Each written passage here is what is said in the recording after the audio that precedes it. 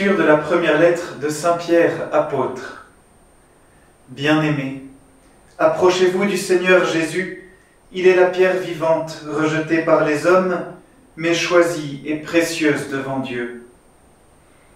Vous aussi, comme pierre vivante, entrez dans la construction de la demeure spirituelle pour devenir le sacerdoce saint et présenter des sacrifices spirituels agréables à Dieu par Jésus-Christ.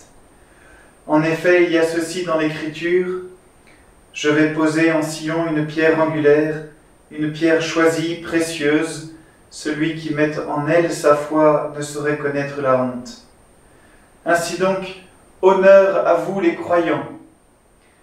Mais pour ceux qui refusent de croire, il est écrit: « La pierre qu'ont rejetée les bâtisseurs est devenue la pierre d'angle, une pierre d'achoppement, un rocher sur lequel on trébuche. » Ils achoppent ceux qui refusent d'obéir à la parole, et c'est bien ce qui devait leur arriver.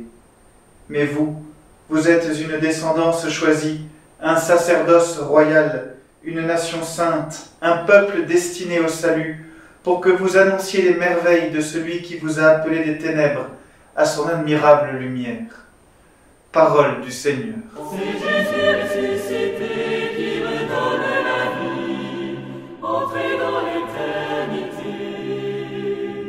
Oui, il s'est caché, il s'est caché. Oh là là. Ne trébuche pas. Non, je trébuche pas. C'est bon les gars, je crois qu'on est bon. Chère famille, vous êtes une nation sainte. Vous savez, quand on lit cet évangile et qu'on l'explique, eh bien, la plus belle image qu'on ait, c'est une église avec plein de petites pierres, et puis au milieu d'une grosse pierre angulaire qui est Jésus. Et c'est vraiment ce qu'on a vécu dans ce temps pascal. Non, Jésus, c'est plutôt vers la droite.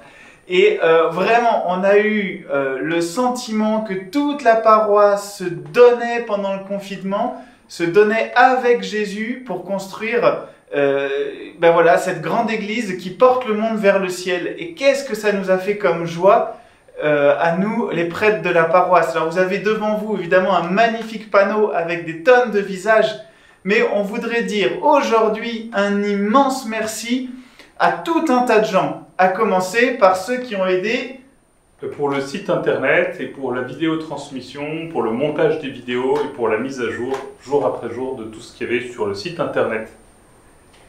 Je voudrais remercier aussi tous ceux qui nous supportent de près, c'est-à-dire les membres tous les assistants paroissiaux, les conseillers pastoraux, tous ceux qui aussi se dévouent encore au service du secrétariat et de tous ces services concrets de la vie de la paroisse. Et puis il y en a qui ont pris le relais en plus pendant le confinement pour entretenir les églises, pour les fleurir, pour bichonner tout ce qu'il y a de matériel, et ils sont nombreux et qui se sont lancés dans un nouveau projet en plus d'images par exemple.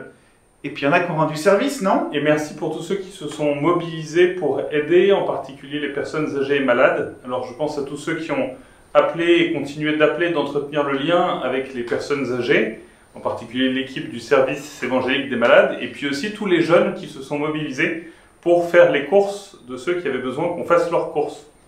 Et à propos de courses, il y en a qui ont fait des courses pour nous et qui nous ont offert de magnifiques repas. Va falloir qu'on fasse un petit peu plus de sport maintenant qu'on va être déconfinés. Voilà. Donc merci à tous, merci à vous tous pour la prière qui vous a porté.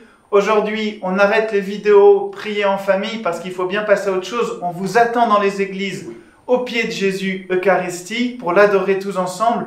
On vous attend pour vivre le sacrement de réconciliation et se préparer un beau cœur pour vivre nos premières messes. On va pleurer tous ensemble tellement ce sera beau à partir du moment où ce sera possible.